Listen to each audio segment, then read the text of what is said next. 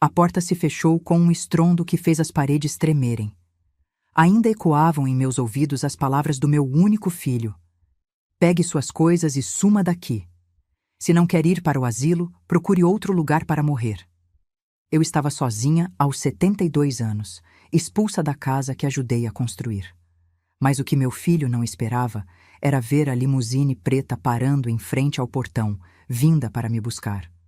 Quando ele viu quem era, seu rosto ficou pálido como papel. Mas antes de continuar, confira se você já está inscrito no canal e escreva nos comentários: de onde você está assistindo este vídeo? Adoramos saber até onde nossas histórias estão chegando. Tudo começou numa terça-feira comum. Eu estava na cozinha preparando o almoço quando ouvi a porta da frente bater com força. Era Gustavo, meu único filho, chegando mais cedo do trabalho. Logo atrás dele entrou Marina, minha nora, com aquele olhar de desdém que ela sempre direcionava a mim. Mãe, precisamos conversar. A voz dele já denunciava que não seria uma conversa agradável. Sequei as mãos no avental e fui até a sala. Eles estavam sentados no sofá que eu tinha escolhido tantos anos atrás, quando esta ainda era a minha casa. Agora, desde que meu marido Carlos faleceu há 3 anos, eu vivia com eles. Ou melhor, na casa deles, como Marina fazia questão de frisar. Encontramos um lugar para a senhora. Gustavo falou sem me olhar nos olhos. Um lugar? Perguntei, sentindo meu coração apertar. Uma casa de repouso. É um lugar bonito, tem jardim, atividades. Ele continuou, as palavras saindo rápidas, ensaiadas. Marina interrompeu. Você vai gostar, dona Teresa. Lá tem gente da sua idade. Aqui você fica sozinha o dia todo. O que ela não disse, mas eu sabia, era que minha presença atrapalhava. Atrapalhava as festas deles, os planos, a decoração impecável que ela tanto se orgulhava. A mãe idosa no quarto dos fundos não combinava com a imagem que queriam passar. Não quero ir para um asilo, falei simplesmente. Não é um asilo, mãe. É uma residência para idosos. Gustavo corrigiu, irritado. Chame como quiser, não vou. Foi então que ele levantou. Vi seus olhos mudarem, assumindo uma frieza que eu nunca tinha visto antes. Se você não quer ir para o asilo, então faça suas malas e saia da minha casa. As palavras caíram como pedras. Marina sorriu discretamente atrás dele. O silêncio era ensurdecedor. Senti minhas pernas fraquejarem, mas não demonstrei. Não daria esse gosto a eles. Tudo bem, respondi com uma calma que nem eu sabia de onde vinha. Vou arrumar minhas coisas. Subi para o pequeno quarto onde dormia. Era um espaço apertado que antes era o escritório. Peguei a mala velha no fundo do armário, aquela mesma que usei quando vim morar com eles após o funeral de Carlos. Dobrei meticulosamente minhas poucas roupas. Coloquei no fundo da mala a caixinha com as alianças de casamento e as cartas que Carlos me escreveu. Em cima, o álbum de fotos de família. Fotos de quando Gustavo era pequeno e me olhava com adoração, não com incômodo. O mais doloroso não era ser expulsa. Era perceber que eu havia me tornado um peso para a única pessoa que jurei proteger com minha vida. Onde foi que errei? Será que amei demais? Será que dei demais? Ou será que simplesmente envelhecer já é erro suficiente neste mundo? 1 hora depois, desci as escadas carregando a mala. Gustavo estava parado na porta, evitando olhar para mim. Marina estava ao telefone, provavelmente já planejando o que fazer com meu quarto. O motorista está vindo te buscar, Gustavo falou. Já combinei com o diretor da residência. Assenti em silêncio. Não havia mais nada a dizer. Quando abri a porta para esperar na varanda, um som interrompeu o silêncio pesado da casa. O barulho de um motor possante, diferente dos carros comuns do bairro. Uma limusine preta, reluzente, estacionou em frente à casa. Gustavo e Marina se aproximaram da janela, incrédulos. O que é isso? Ele perguntou franzindo a testa. O motorista, um homem de terno impecável e luvas brancas, desceu do veículo e caminhou até nós. Senhora Teresa Oliveira?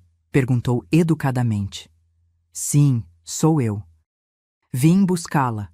O senhor Ricardo Mendes pediu que a acompanhasse. Vi o rosto do meu filho perder a cor. Ricardo Mendes? Repetiu ele, como se tivesse ouvido um fantasma. Sim, senhor. Ele disse que a senhora saberia do que se trata. Sorri levemente. Ricardo. Um nome do passado que não ouvia há mais de 40 anos. Um amor da juventude. Promessas que a vida não permitiu que fossem cumpridas. O destino tem dessas ironias, trazê-lo de volta justamente quando tudo parecia perdido. Gustavo me olhava confuso. Marina, boquiaberta. O que está acontecendo, mãe? Ele perguntou, sua voz agora insegura, quase infantil. Peguei minha mala, respirei fundo e respondi: Nada, filho. Só que o asilo que me espera é muito maior do que você imaginou. O motorista abriu a porta da limusine. Antes de entrar, olhei para meu filho uma última vez. Cuide bem da sua casa, Gustavo. Um dia você vai entender o que perdeu hoje. Entrei no carro sem olhar para trás.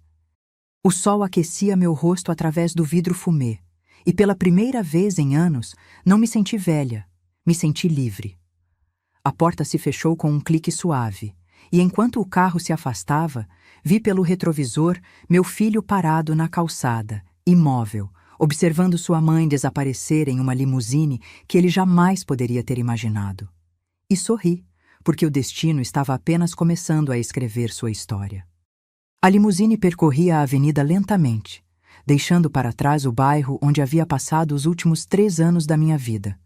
Olhei pela janela, vendo as casas diminuírem de tamanho à medida que nos afastávamos, como memórias sendo engolidas pela distância. O silêncio dentro do carro era reconfortante, tão diferente do silêncio carregado da casa de Gustavo. O motorista, um senhor de cabelos grisalhos e postura impecável, ocasionalmente me olhava pelo retrovisor. A senhora está bem? Perguntou ele gentilmente. Estou, respondi, surpresa por perceber que era verdade. Melhor do que estive em muito tempo. O senhor Mendes me pediu para levá-la diretamente à residência dele, informou ele. Está bastante ansioso para vê-la. Assenti, sentindo um estranho frio no estômago. Ricardo Mendes. Um nome que não pronunciava há 4 décadas, mas que nunca deixou de habitar um cantinho escondido do meu coração. Nos conhecemos aos 20 anos, numa época em que a vida ainda parecia generosa e o amor era uma certeza. Ele era filho do dono da empresa onde eu trabalhava como secretária. Nos apaixonamos rapidamente, intensamente, como só se ama na juventude. Mas seu pai não aprovava o relacionamento com uma funcionária sem posses, e o meu adoeceu, exigindo cuidados. Escolhas foram feitas, caminhos se separaram. Me casei com Carlos 1 ano depois, um homem bom que me amou do jeito dele, mais contido, mais prático. Tivemos Gustavo, construímos uma vida simples, mas digna. Nunca mais soube de Ricardo, embora às vezes, em noites de insônia, sua lembrança me visitasse com a leveza de um sonho antigo. O carro parou diante de um portão imponente de ferro trabalhado. Por trás dele, estendia-se uma propriedade que parecia saída de um filme. Jardins exuberantes, um caminho de pedras claras, uma casa branca de 2 andares com amplas janelas que refletiam o céu azul. O motorista abriu a porta para mim e, ao pisar no chão, senti como se estivesse atravessando não apenas uma entrada, mas uma fronteira entre 2 vidas. Na porta principal esperava um homem. Ao vê-lo, meu coração disparou. Seus cabelos estavam completamente brancos, seu rosto marcado pelo tempo, mas os olhos, aqueles olhos castanhos intensos que um dia me prometeram o mundo, eram os mesmos. Teresa, ele disse num sussurro que reverberou em minha alma. Por alguns instantes, não consegui me mover. Apenas o observei, tentando reconhecer, entre as marcas do tempo, o jovem que certa vez me deu uma flor colhida do jardim da empresa e disse que meu sorriso iluminava a sala inteira. Ricardo! Consegui finalmente responder. Nos olhamos por alguns segundos, como se 40 anos fossem apenas um breve intervalo, um parêntese na linha do tempo. Ele deu um passo em minha direção e me abraçou. Não um abraço apaixonado ou desesperado, mas um abraço de reconhecimento, daqueles que dizem, finalmente. Estou te procurando há anos, ele falou, sua voz embargada. Por quê, Ricardo? Perguntei baixinho. Porque há coisas que o tempo não apaga. Ele se afastou um pouco para me olhar nos olhos. Soube o que aconteceu com seu filho. Vi tudo no noticiário do clube local. Um vizinho seu comentou isso, e quando ouvi seu nome, senti como se o destino estivesse me dando uma segunda chance. Baixei o olhar, envergonhada.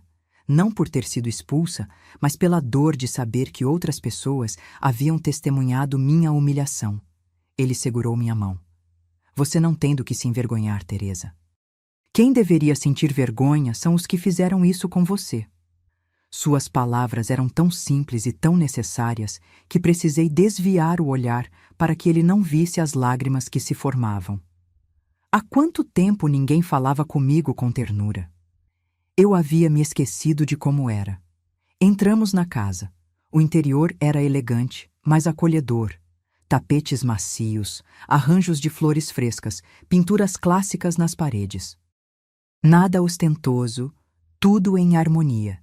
Como se a riqueza fosse apenas um detalhe, não o propósito. Uma jovem empregada nos recebeu com chá e biscoitos recém-assados. Ricardo me conduziu até uma poltrona próxima à lareira, onde nos sentamos. Esta casa é grande demais para um homem só, comentou ele com um sorriso melancólico. A solidão, às vezes, faz mais barulho que uma multidão. Eu sei bem disso, respondi. Ele se sentou à minha frente e me olhou com carinho. Sabe, você não mudou tanto quanto imagina. Mudei sim, brinquei. Agora você parece um senador e eu uma avó. Ele riu, e seu riso era o mesmo de antes, aquele que parecia iluminar tudo ao redor. Por um instante, me senti jovem novamente. Passamos horas conversando.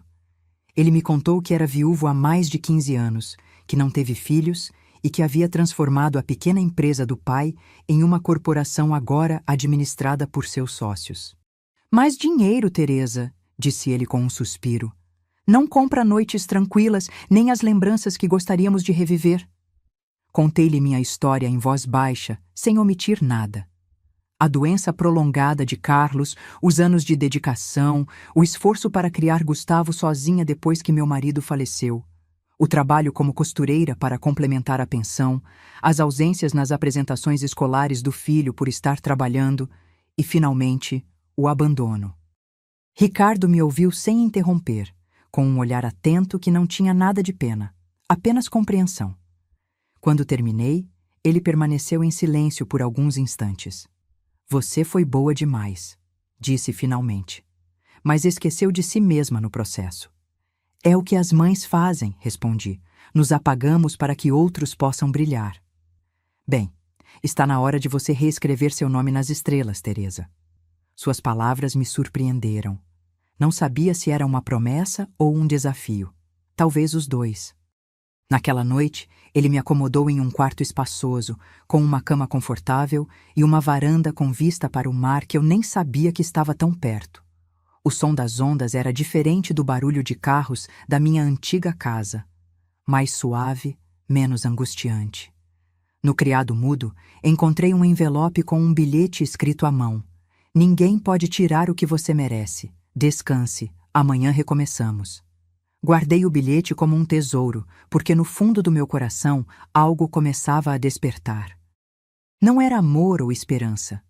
Era dignidade. A mesma dignidade que meu filho tentara arrancar de mim com seus gritos. A mesma dignidade que o tempo não conseguira apagar. Apaguei a luz, respirei fundo e olhei para o horizonte escuro pontilhado de estrelas. O futuro, pela primeira vez em muito tempo, não me assustava. Acordei com o som suave do mar batendo nas rochas. O ar tinha cheiro de sal e liberdade. Pela primeira vez em anos, não havia ninguém me apressando, nenhuma lista de afazeres me esperando, nenhum olhar me julgando por fazer as coisas do meu jeito antiquado, como Marina costumava dizer. Apenas silêncio. E o silêncio, quando não dói, pode ser uma bênção. Levantei-me lentamente, vesti um roupão macio que estava pendurado atrás da porta e caminhei até a varanda. O sol acariciava suavemente o mar, criando reflexos dourados que dançavam na superfície da água. Respirei fundo. Era estranho sentir paz depois de tanto caos. Uma parte de mim quase não sabia o que fazer com ela. Ouvi uma leve batida na porta. Era Ricardo, trazendo 2 xícaras de café. Achei que já estaria acordada, disse ele com aquela voz profunda e serena. O mar não me deixou dormir muito, respondi sorrindo. Então já temos algo em comum, ele comentou, entregando-me uma das xícaras. Nem o mar, nem as memórias nos deixam descansar completamente. Sentamos juntos, observando o horizonte.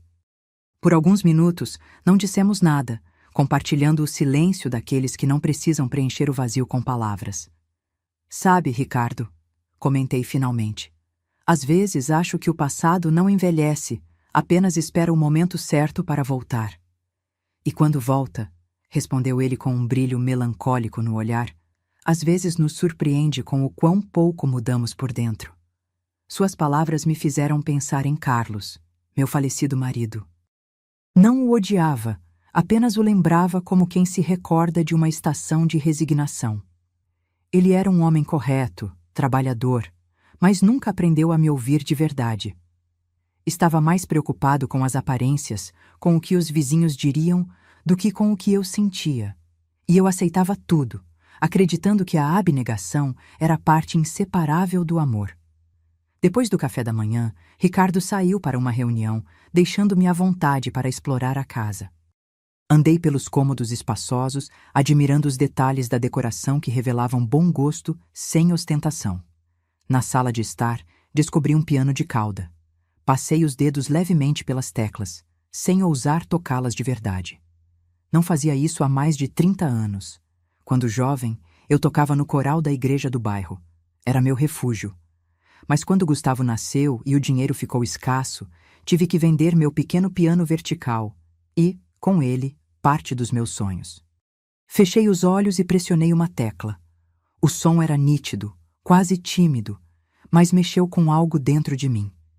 E sem pensar, comecei a tocar uma melodia que lembrava de cor, uma que costumava cantar para Gustavo quando ele era pequeno e tinha medo de dormir sozinho. Minhas mãos tremiam no início, mas minha alma não. Quando terminei, senti um nó na garganta. O eco das notas se misturava às minhas lágrimas silenciosas. Eram lágrimas antigas, represadas, do tipo que se segura por orgulho ou por hábito. Naquele momento, compreendi que o passado não se cura ignorando-o, mas encarando-o de frente, sem medo. À tarde, Ricardo retornou trazendo uma pasta na mão. Trouxe algo para você, disse ele, colocando-a sobre a mesa de centro. Dentro havia papéis, plantas baixas e documentos. Estou reestruturando alguns investimentos, explicou, e pensei que você poderia me ajudar com a administração. Eu? Perguntei surpresa. Não trabalho com isso há anos. Na verdade, nunca trabalhei com isso. Exatamente por isso, respondeu ele com um sorriso confiante. Está na hora de você se lembrar do seu valor em áreas que ainda não explorou. Não soube o que responder. Durante décadas, minha vida girou em torno dos outros, as necessidades de Carlos, as exigências de Gustavo, até mesmo os caprichos de Marina. Pensar em mim mesma parecia quase egoísmo, mas havia algo no modo como Ricardo me olhava, algo que me fazia acreditar que eu ainda tinha força para recomeçar. Naquela noite, depois do jantar, subi para meu quarto com a pasta debaixo do braço. Sentei-me à escrivaninha e comecei a examinar os documentos. Palavras como patrimônio, rendimento, cotação pareciam escritas em outro idioma, mas aos poucos minha mente começou a despertar. Lembrei-me de que, quando Carlos adoeceu, era eu quem cuidava das contas, administrava o orçamento apertado, negociava prazos com os credores. Lembrei-me de que eu também tinha capacidades que foram sendo enterradas sob camadas de obrigações domésticas. Fechei os olhos e sorri. Era como se uma parte adormecida de mim estivesse começando a se movimentar novamente. Antes de dormir, olhei pela janela. A lua estava alta, prateando a superfície do mar. Pensei em Gustavo. Será que ele estava pensando em mim? Será que se arrependia do que havia dito? Talvez não. Mas isso não doía mais tanto quanto antes. A dor começava a se transformar em algo mais forte, determinação. Toquei o envelope contendo o bilhete de Ricardo. Ninguém pode tirar o que você merece. Sorri. Talvez, depois de tantos anos, o destino estivesse me oferecendo uma segunda chance, e desta vez eu não iria desperdiçá-la. Apaguei a luz, deitei-me e, antes de fechar os olhos, sussurrei para mim mesma: Obrigada, Ricardo. Obrigada, vida. Os dias seguintes passaram com uma tranquilidade que eu desconhecia. Acordava cedo, tomava café com Ricardo quando ele não tinha compromissos e depois mergulhava nos documentos que ele me confiara.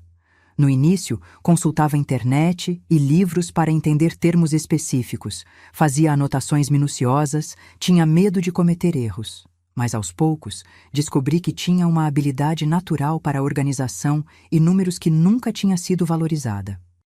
Você está transformando minha bagunça em ordem, comentou Ricardo certa manhã, ao ver como eu havia reorganizado todo o sistema de arquivamento de seus documentos. Apenas apliquei o mesmo sistema que usava para organizar minhas costuras, respondi com um sorriso tímido. Viu só? Você sempre soube o que fazer, apenas aplicou em um contexto diferente. As palavras dele foram como um bálsamo. Quantas vezes minhas habilidades haviam sido diminuídas? Isso é coisa de dona de casa, dizia Marina quando eu organizava as gavetas com precisão. Mãe, isso é antiguidade, comentava Gustavo quando eu mostrava meus cadernos de receitas catalogadas por ocasião e ingredientes. Agora, essas mesmas habilidades de organização e atenção aos detalhes estavam sendo valorizadas, reconhecidas como atributos profissionais. Uma tarde, enquanto analisava relatórios financeiros, encontrei algo que me chamou a atenção. Entre os documentos de uma propriedade à venda, havia o nome de um dono anterior familiar, Oliveira, meu sobrenome de casada. Verificando mais a fundo, fiquei chocada ao descobrir que se tratava da casa onde vivíamos antes, a casa que Carlos e eu tínhamos comprado com tanto sacrifício, onde criamos Gustavo e que eu havia deixado para meu filho quando me mudei para a casa dele. Segundo os documentos, a casa estava hipotecada havia 6 meses, bem antes de Gustavo me expulsar. A assinatura no documento era a minha, mas eu nunca havia assinado tal papel. Era uma falsificação. Meu coração disparou. Reli os documentos várias vezes, tentando entender. Meu filho havia falsificado minha assinatura, hipotecado a casa que eu lhe deixei, e provavelmente usado o dinheiro para reformar aquela casa onde eu vivia como uma intrusa, e depois me expulsou. Fechei os olhos. Não senti raiva, mas uma calma gélida e lúcida. A justiça às vezes vem na forma de uma oportunidade, e esta tinha acabado de bater à minha porta. Levei os papéis para Ricardo. Ele os examinou cuidadosamente, em silêncio. O que pretende fazer? Perguntou finalmente. Ainda não sei, respondi, mas desta vez não vou ficar calada. Ele assentiu lentamente, como se aprovasse uma decisão que estava esperando ouvir. Então conte comigo. Não vou interferir, mas estarei ao seu lado. Naquela noite, diante do espelho, me olhei diferentemente. Meu rosto ainda tinha as mesmas rugas, os mesmos cabelos grisalhos. Sim, mas meus olhos tinham um brilho diferente. Não via mais uma mulher frágil ou derrotada, mas alguém que aprendera a sobreviver. Alguém que estava prestes a recuperar o que era seu por direito, não por vingança, mas por justiça. Peguei um caderno na gaveta e comecei a escrever. Cada linha era um pedaço da minha história. Os sacrifícios, as humilhações silenciosas, as noites de solidão fingindo não ouvir as críticas de Marina do outro lado da parede, o dia da expulsão, o momento em que entrei na limusine. Anotei tudo e, quando terminei, acrescentei uma frase final. Um dia, o filho que me expulsou de casa aprenderá o que significa não ter para onde ir. Fechei o caderno e apaguei a luz. O vento entrava pela janela aberta, trazendo o cheiro do mar e de possibilidades. Eu sabia que logo chegaria a hora de reencontrar Gustavo, não como a mãe expulsa, mas como a mulher que recuperou seu valor. Foi numa sexta-feira chuvosa que Gustavo apareceu na porta da casa de Ricardo. Eu estava na biblioteca, revisando alguns contratos, quando ouvi o mordomo anunciar: Senhora Teresa, seu filho está aqui. Meu coração acelerou, mas minha determinação permaneceu firme. Caminhei até a porta de entrada, onde Gustavo aguardava. A imagem que vi me surpreendeu. Ele não era mais o homem confiante que me expulsara semanas atrás. Estava com olheiras profundas, barba por fazer, roupas ligeiramente amassadas. Parecia ter envelhecido anos em questão de semanas. Mãe, disse ele, hesitante, quase inaudível. Permaneci em silêncio, observando-o. Havia tanto que eu queria dizer, tantas perguntas que queria fazer, mas me mantive calada, deixando que o silêncio falasse por mim. Posso entrar? Ele perguntou, olhando em volta, visivelmente impressionado com a grandiosidade da casa. Claro, respondi, conduzindo-o até a sala de estar. O que te traz aqui, Gustavo? Ele sentou-se na ponta do sofá, inquieto. Seus olhos percorriam o ambiente. Os quadros nas paredes, os móveis elegantes, os arranjos de flores frescas, tudo tão diferente da casa onde me tratava como um fardo. Como você encontrou este lugar? Perguntou, evitando minha pergunta inicial. Eu não encontrei. Ricardo me encontrou. Ricardo, o dono desta casa? Quem é ele? Alguém do meu passado. Alguém que, ao contrário de certas pessoas, sabe reconhecer valor. Gustavo abaixou o olhar, desconfortável com minha indireta. Respirou fundo antes de continuar. Mãe, estou com problemas. Que tipo de problemas? Perguntei, mantendo a voz calma. Financeiros, perdi meu emprego, Marina... Bem, ela foi embora. A notícia sobre Marina não me surpreendeu. Ela sempre pareceu estar mais interessada no status e conforto que Gustavo proporcionava do que nele como pessoa. Sinto muito, respondi automaticamente, embora não sentisse de verdade. As coisas saíram do controle, continuou ele. Tenho dívidas, muitas dívidas. Estou prestes a perder a casa. Aquela casa. A casa que eu deixei para ele, que ele hipotecou falsificando minha assinatura e de onde me expulsou sem piedade. E como posso ajudar? Perguntei, sabendo perfeitamente aonde a conversa chegaria. Ele hesitou, olhando para suas mãos. Eu sei que não tenho direito de pedir nada depois do que aconteceu, mas você parece estar em boa situação agora. Talvez pudesse me emprestar algum dinheiro, só até eu me reerguer. Naquele momento, Ricardo entrou na sala. Ele vestia um terno cinza elegante e carregava uma pasta. Parou ao nos ver conversando. Desculpe interromper, Teresa. Podemos revisar aqueles documentos da incorporadora mais tarde. Gustavo olhou para ele com surpresa evidente. Eu sorri. Gustavo, este é Ricardo Mendes. Ricardo, meu filho Gustavo. Ricardo aproximou-se, estendendo a mão. Muito prazer. Sua mãe tem sido fundamental nos negócios ultimamente. Meu filho apertou a mão dele automaticamente, confusão estampada em seu rosto. Negócios? Sim, respondeu Ricardo calmamente. Sua mãe tem um talento nato para a administração. Está me ajudando a reorganizar vários empreendimentos. Gustavo olhou para mim como se estivesse vendo uma estranha. Você está trabalhando com ele? Não apenas trabalhando, respondi. Somos sócios em alguns projetos. A informação pareceu atingi-lo como um golpe. Vi seu rosto passar da surpresa ao descrédito e, finalmente, a algo próximo da inveja. Ele, que sempre me tratou como uma senhora incapaz de compreender o mundo moderno, agora descobria que sua mãe, antiquada, era sócia de um homem evidentemente bem-sucedido. Por que não me contou nada disso? Perguntou, um tom acusatório em sua voz. Porque você não perguntou, Gustavo. Você estava ocupado demais planejando como se livrar de mim. Ricardo, percebendo a tensão, discretamente se retirou, deixando-nos a sós. Gustavo ficou em silêncio por um longo momento, processando a situação. Então, sobre aquele empréstimo, retomou finalmente. Levantei-me e caminhei até a janela. A chuva caía suavemente lá fora, criando um véu translúcido sobre o jardim. Gustavo, você se lembra do dia em que me expulsou de casa? Ele desviou o olhar. Mãe, eu estava sob pressão. Marina insistia que precisávamos de espaço, as contas se acumulando. Você disse, se você não quer ir para o asilo, faça suas malas e saia da minha casa. Essas foram suas palavras exatas. Eu sei e me arrependo, foi um erro. Um erro, repeti voltando-me para ele.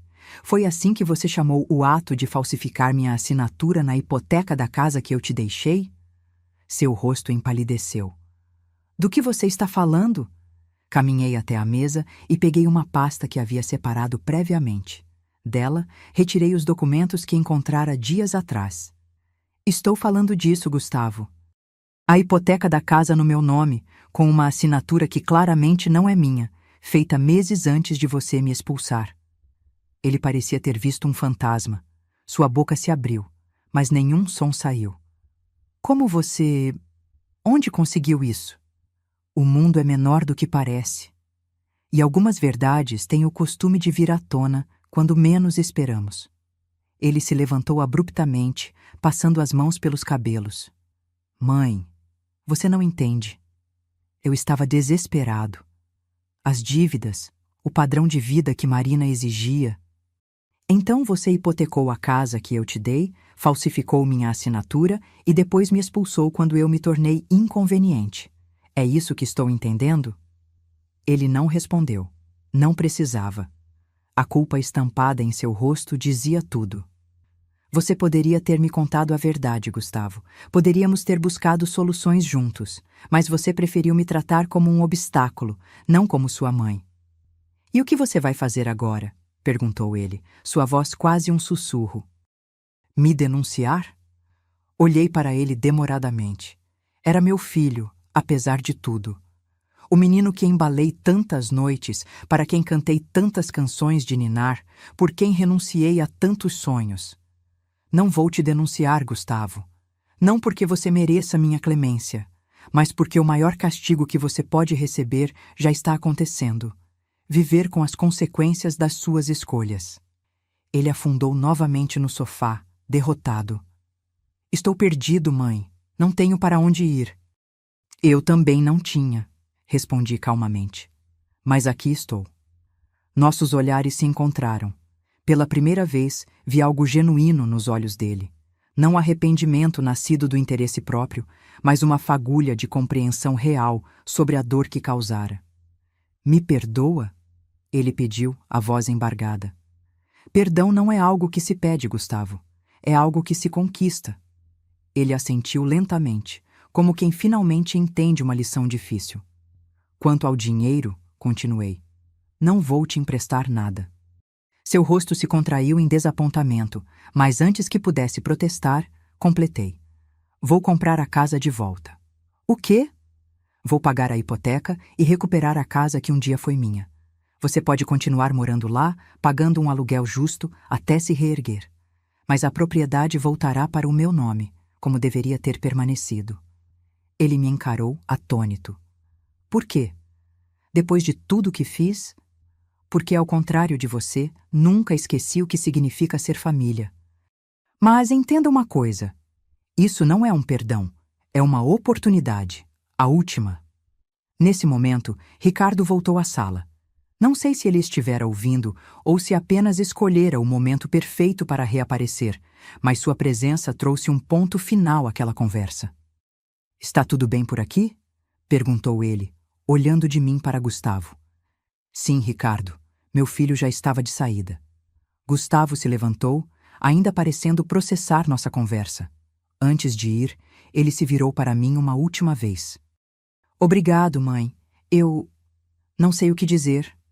Não diga nada agora. Mostre com ações, não com palavras. Quando a porta se fechou atrás dele, senti um estranho misto de emoções. Tristeza pelo que poderia ter sido, alívio pelo que estava sendo e uma serenidade que só vem quando começamos a fazer as pazes com nosso próprio valor. Ricardo se aproximou e gentilmente colocou a mão em meu ombro. Você está bem? Sim, respondi, olhando pela janela enquanto o carro de Gustavo se afastava sob a chuva. Só estou percebendo que às vezes os espelhos mais limpos mostram as verdades mais duras. Você fechou alguma porta com ele? Perguntou Ricardo. Não, respondi, voltando-me para encará-lo. Fechei um ciclo. As portas continuarão se abrindo, mas apenas para quem souber entrar com respeito. Naquela noite, dormi profundamente pela primeira vez em semanas, sem culpa ou remorso. Eu sabia que o pior já havia passado, mas algo em minha alma me dizia que o destino ainda tinha mais algumas cartas para jogar. O amanhecer chegou envolto em um silêncio estranho. Nem o canto dos pássaros, nem o murmúrio do mar. Apenas uma quietude densa que pairava no ar. Assim que abri os olhos, soube que algo havia mudado. Desci para o café da manhã, estranhando a ausência de Ricardo, que sempre estava na mesa me esperando com café fresco. A casa parecia mais silenciosa que o normal. Encontrei o mordomo no corredor, seu rosto mais sério que de costume. Bom dia, senhora Teresa. O senhor Ricardo pediu que a senhora o encontrasse no escritório quando acordasse. Algo em seu tom me deixou alerta. Caminhei até o escritório e bati levemente na porta antes de entrar. Ricardo estava sentado em sua poltrona, olhando pela janela. Parecia cansado, mais velho de repente. Ricardo, está tudo bem? Ele se virou para mim com um sorriso fraco. Teresa, sente-se, por favor. Sentei-me na cadeira à sua frente, sentindo uma apreensão crescente. Preciso lhe contar algo que venho adiando, começou ele, sua voz mais baixa que o normal. Estou doente. Aquelas duas palavras caíram como pedras no silêncio da sala. Meu coração se apertou. Quão doente? Perguntei, tentando manter a compostura. O suficiente para saber que preciso colocar meus assuntos em ordem, respondeu ele sem rodeios. Os médicos falam em meses, não em anos. Senti como se o chão tivesse desaparecido sob meus pés. Em tão pouco tempo, Ricardo havia se tornado um pilar em minha vida, um farol que me guiou de volta a mim mesma. A ideia de perdê-lo era quase insuportável. Por que não me contou antes? Porque não queria que nossa reconexão fosse sobre doença ou piedade, respondeu ele segurando minha mão. Queria que fosse sobre vida, sobre recomeços. As lágrimas que tentei conter começaram a rolar livremente pelo meu rosto.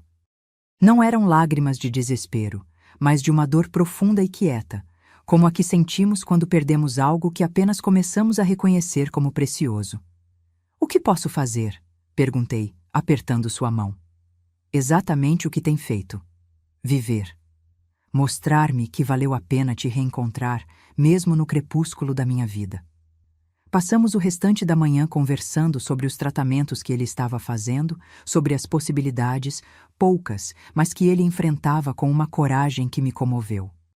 Falamos também sobre o futuro, não o dele, que se encurtava, mas o meu, que se abria à minha frente como uma estrada desconhecida. Quero que saiba, disse ele em determinado momento, que modifiquei meu testamento. Tudo o que possuo, esta casa, meus investimentos, minhas empresas, será seu quando eu partir. Ricardo, não posso aceitar isso. Não é para isso que estou aqui.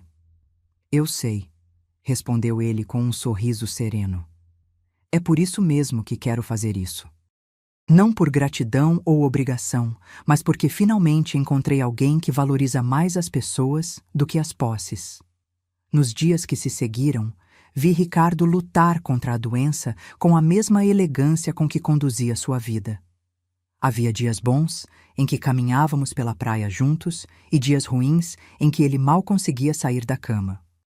Em todos eles, permanecia ao seu lado, não como enfermeira ou cuidadora, mas como companheira, como amiga, como a mulher que talvez pudesse ter sido sua, se o destino tivesse escrito nossa história de outra forma. Uma tarde, enquanto organizava alguns papéis no escritório, recebi uma ligação. Era do banco, confirmando a conclusão do processo de compra da minha antiga casa. A hipoteca estava quitada, e a propriedade agora estava oficialmente em meu nome novamente. Contei a notícia a Ricardo durante o jantar. Ele sorriu, satisfeito. E Gustavo, como está lidando com isso? Aceitou a situação melhor do que eu esperava. Está procurando emprego, tentando se reerguer. Marina não voltou. E você? Está feliz com sua decisão? Refleti por um momento. Estou em paz. Não é sobre felicidade, é sobre fazer o que é certo. Ele assentiu, compreendendo perfeitamente o que eu queria dizer. Naquela noite, antes de se recolher, Ricardo me entregou um pequeno livro encadernado em couro. O que é isso? Perguntei. Meu diário. Comecei a escrevê-lo quando te reencontrei. Quero que fique com ele. Tentei recusar, sentindo que era algo muito pessoal, mas ele insistiu. Leia quando estiver pronta. Há coisas que nunca tive coragem de dizer em voz alta, mas que precisam ser ditas. Aceitei o diário, guardando-o na gaveta da minha mesa de cabeceira. Ainda não estava pronta para lê-lo. Seria como aceitar que o fim estava próximo, e eu ainda não estava preparada para isso. 2 semanas depois, numa madrugada silenciosa, Ricardo partiu. Foi durante o sono, tranquilo, sem dor. Quando entrei em seu quarto pela manhã, encontrei-o deitado, um leve sorriso nos lábios, como se tivesse tido um sonho agradável antes de partir. O funeral foi simples, como ele teria desejado. Poucas pessoas, alguns sócios, amigos antigos, funcionários leais. Gustavo compareceu, respeitoso e quieto, mantendo distância, como se entendesse que aquele momento não era sobre nós.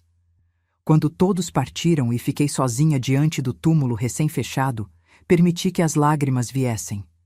Não eram lágrimas apenas de tristeza, mas de gratidão. Ricardo não apenas me salvara num momento de desespero, ele me devolvera a mim mesma. Obrigada, sussurrei, colocando uma rosa branca sobre o mármore frio. Por me ensinar que nunca é tarde para recomeçar. Voltei para casa, agora minha casa, com uma sensação estranha. A ausência de Ricardo era palpável em cada cômodo, em cada objeto, em cada vista para o mar que ele tanto amava. Mas havia também uma presença, algo que ele deixara para trás. Força, propósito, dignidade. Na semana seguinte, o advogado de Ricardo veio oficializar a transferência de seus bens para meu nome. Como ele havia prometido, tudo, a casa, as empresas, os investimentos, agora me pertencia.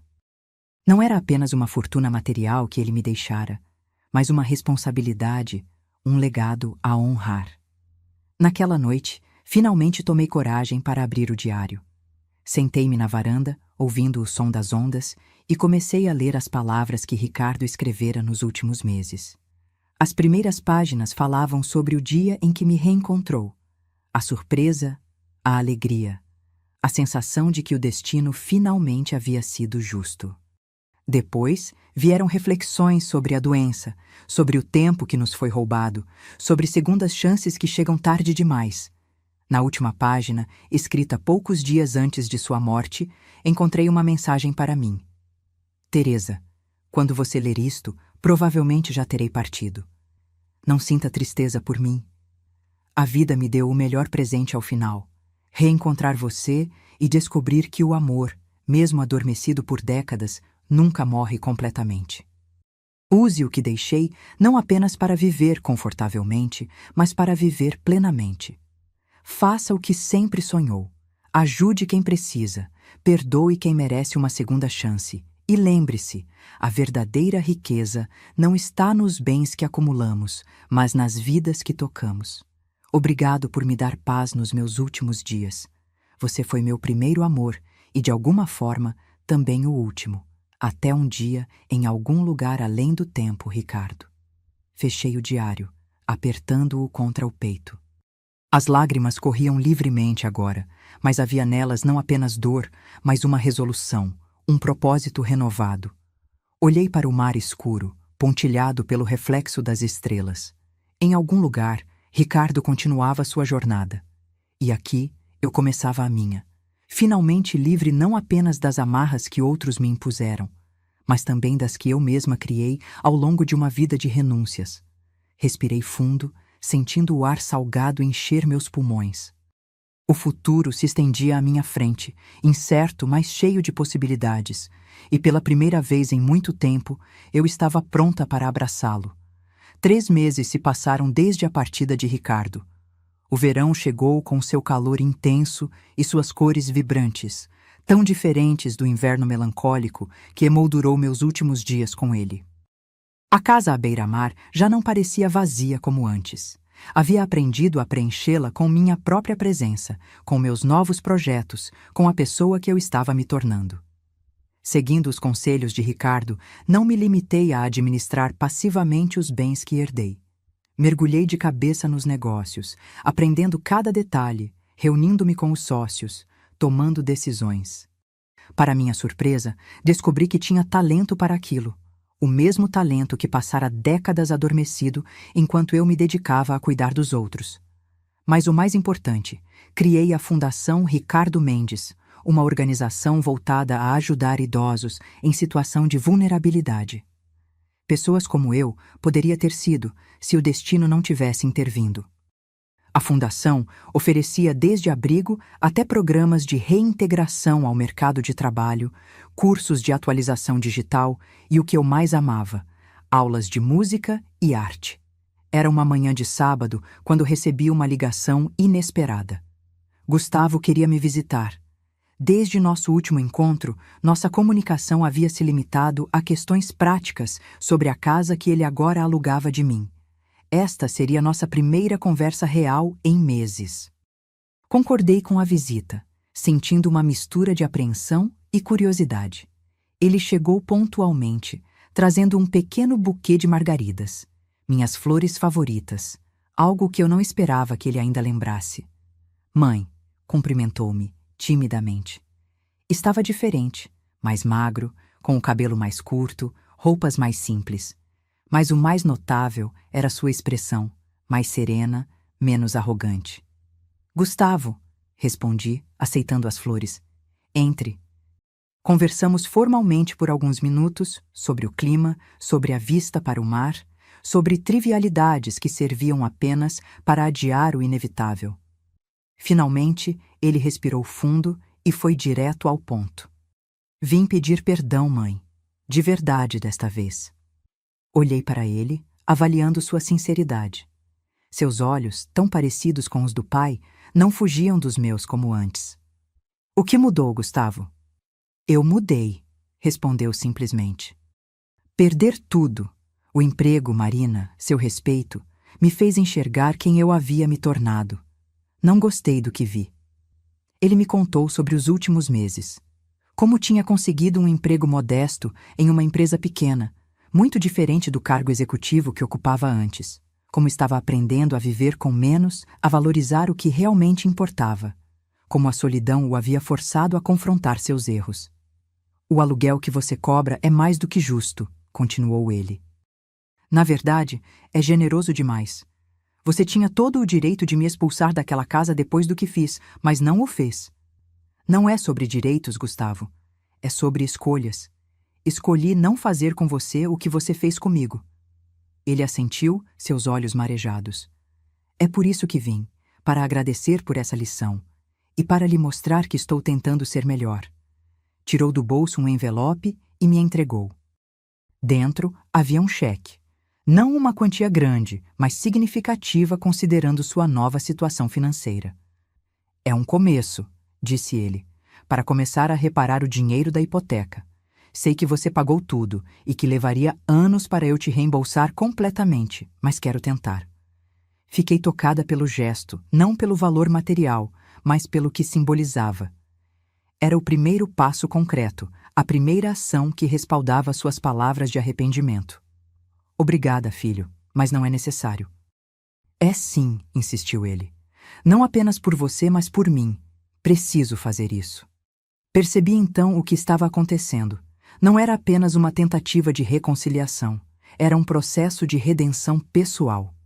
Gustavo não estava apenas buscando meu perdão, mas também perdoar a si mesmo. Aceito, disse finalmente guardando o cheque, mas com uma condição. Qual? Que o dinheiro vá para a Fundação Ricardo Mendes. É um projeto que iniciei para ajudar idosos sem família ou recursos. Contei a ele sobre a fundação, sobre os projetos em andamento, sobre as vidas que estava começando a transformar. Gustavo me ouvia com atenção genuína, algo raro no passado.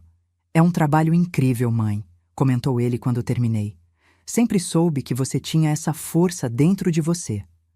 Não, você não sabia, corrigi suavemente. Você, como muitos, confundiu bondade com fraqueza, silêncio com incapacidade. Mas está tudo bem. Eu também demorei a reconhecer minha própria força. Ele baixou o olhar, aceitando a verdade das minhas palavras. Posso ajudar de alguma forma? Perguntou após um momento. Na fundação, quero dizer. Não apenas com dinheiro, mas com trabalho. Tenho tempo livre nos finais de semana. A oferta me surpreendeu. Era a última coisa que eu esperaria dele. Oferecer tempo, não apenas recursos. Talvez houvesse esperança, afinal. Temos um programa de mentoria para jovens, respondi. Muitos desses idosos têm conhecimentos valiosos, mas ninguém para transmiti-los. E muitos jovens precisam de orientação, de histórias de vida reais para aprender. Posso coordenar isso, ofereceu-se ele, animado pela primeira vez. Tenho experiência em gestão de projetos, posso organizar encontros, documentar as histórias. Ao vê-lo assim, entusiasmado com algo que não beneficiaria diretamente a ele, senti um calor no peito. Talvez a vida tivesse dado a Gustavo a mesma lição que me dera, que nunca é tarde para recomeçar, para reconstruir, para redescobrir quem realmente somos por baixo das camadas que o tempo e as circunstâncias impõem. Seria ótimo, respondi com um sorriso sincero. Podemos começar na próxima semana. Quando Gustavo se foi, algumas horas depois, fiquei na varanda observando seu carro se afastar. Não sabia se nossa reconciliação seria duradoura, se seu arrependimento resistiria ao teste do tempo. Mas estava disposta a dar-lhe a chance que ele não havia me dado. Não por ingenuidade ou fraqueza, mas porque finalmente entendia que perdoar não é um ato de submissão, é um ato de libertação. Libertação não apenas para quem é perdoado, mas principalmente para quem perdoa. Naquela noite, sob um céu estrelado, pensei em Ricardo.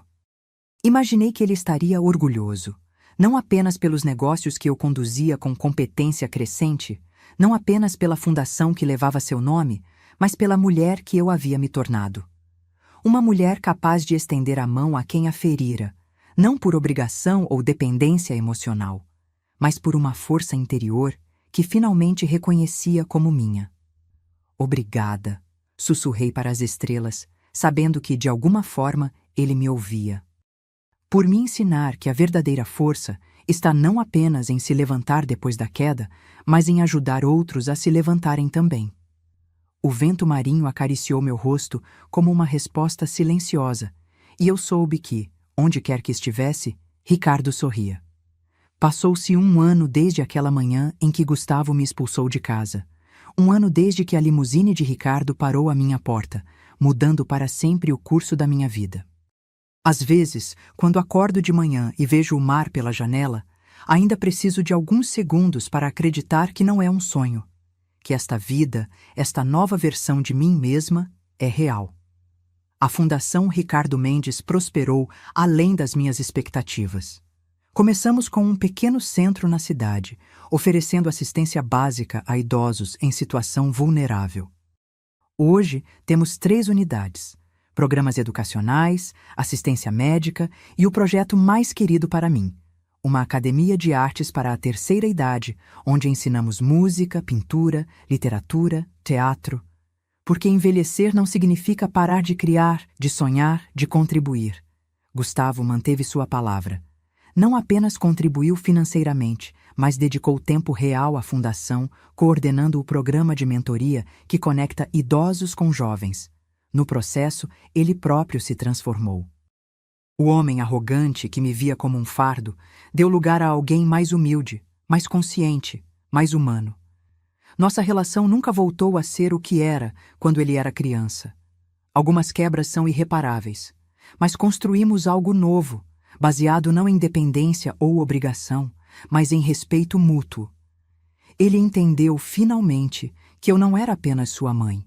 Era uma mulher com identidade própria, com capacidades, com sonhos que iam além da maternidade. Marina reapareceu brevemente, quando soube da minha nova situação financeira. Veio com sorrisos falsos e elogios vazios, tentando reconquistar seu lugar ao lado de Gustavo. E, por extensão, ao meu lado. Mas tanto eu quanto ele havíamos aprendido a reconhecer a autenticidade, e ela logo percebeu que não havia mais espaço para sua falsidade em nossas vidas.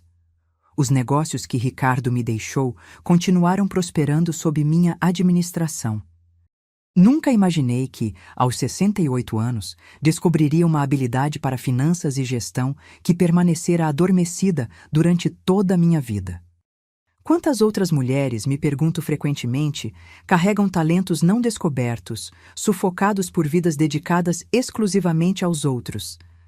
Essa pergunta me levou a criar mais um projeto na Fundação, um programa de requalificação profissional especificamente para mulheres com mais de 60 anos, muitas delas viúvas ou abandonadas, que nunca tiveram oportunidade de desenvolver carreiras próprias. Ver essas mulheres florescerem, descobrindo capacidades que nem elas mesmas sabiam possuir, é uma das minhas maiores alegrias. Na casa que pertenceu a Ricardo, e que agora é minha, fiz poucas mudanças. Mantive a essência do lugar que ele criou, apenas adicionando toques pessoais aqui e ali. O piano da sala de estar, antes raramente tocado, agora ganha vida sob meus dedos todas as tardes. Redescobri o prazer da música, e às vezes até componho pequenas peças, nada extraordinário, apenas expressões sinceras da minha alma renascida. O diário de Ricardo permanece em minha mesa de cabeceira. Releio-o ocasionalmente, não mais com lágrimas de perda, mas com um sorriso de gratidão.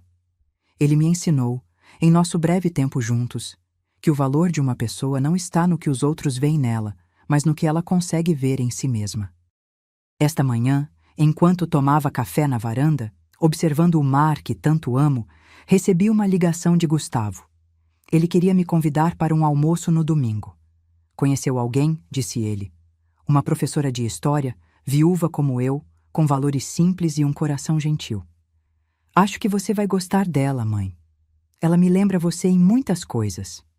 Aceitei o convite, feliz por ver meu filho finalmente escolhendo melhor suas companhias. Depois de desligar, fiquei refletindo sobre as voltas que a vida dá.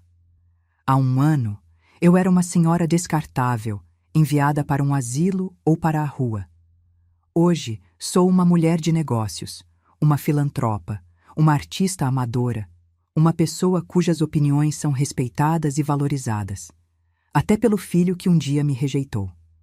Não sinto raiva de Gustavo, nem mesmo ressentimento. O que aconteceu entre nós foi parte de uma jornada necessária. Dolorosa, sim, mas necessária. Foi preciso que ele me expulsasse para que eu pudesse, finalmente, encontrar meu próprio caminho. Foi preciso que ele me rejeitasse para que eu aprendesse a nunca mais rejeitar a mim mesma. Muitas vezes me pergunto o que teria acontecido se Ricardo não tivesse aparecido naquele dia. Se a limusine nunca tivesse parado à porta da casa de Gustavo. Teria eu ido para um asilo? Teria encontrado força para recomeçar sozinha? Nunca saberei. Mas aprendi que o destino, esse tecelão misterioso, muitas vezes usa nossas maiores dores como fios para tecer nossas maiores alegrias. E assim, neste final de tarde ensolarado, levanto minha xícara de chá em um brinde silencioso. A Ricardo, que me mostrou o caminho. A Gustavo, que sem querer me libertou. E principalmente a mim mesma, a mulher que sempre existiu por trás da mãe, da esposa, da avó, e que finalmente teve coragem de se apresentar ao mundo. O sol começa a se pôr no horizonte, pintando o céu com tons de laranja e rosa. A brisa marinha traz consigo o cheiro de sal e novas possibilidades. Amanhã será outro dia de trabalho na fundação, de reuniões com investidores, de aulas de piano. Uma vida cheia, uma vida própria, uma vida que escolhi para mim, e não poderia estar mais grata por isso. Há uma frase que li certa vez e que agora faz todo sentido. Às vezes, precisamos perder tudo para descobrir o que nunca perdemos. Nossa essência, nossa força interior, nossa capacidade de recomeçar.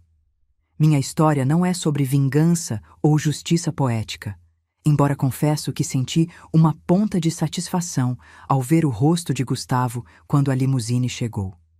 Minha história é sobre redescobertas. Sobre aprender que envelhecer não significa tornar-se irrelevante. Sobre entender que nunca é tarde para encontrar sua voz, seu propósito, sua verdade. Se há uma lição que gostaria de deixar para outras mulheres que, como eu, passaram a vida inteira colocando-se em segundo plano, é esta: seu valor não diminui com a idade, com as rugas, com os cabelos brancos. Sua sabedoria, sua experiência, sua capacidade de amar e de criar não se esgotam com o tempo. Pelo contrário, aprofundam-se, enriquecem-se, tornam-se mais valiosas. Nunca é tarde para dizer não ao que diminui sua alma. Nunca é tarde para dizer sim ao que a expande. Nunca é tarde para olhar no espelho e reconhecer finalmente a mulher extraordinária que sempre esteve lá, esperando pacientemente para ser vista. Eu encontrei minha voz aos 67 anos. E agora que a encontrei, nada nem ninguém poderá silenciá-la novamente. Agora, se você gostou dessa história, clica em S inscrever e me diz nos comentários qual parte te deixou de queixo caído. Ah, e não esqueça de se tornar membro para ter acesso a vídeos exclusivos que não posto aqui. Te espero lá.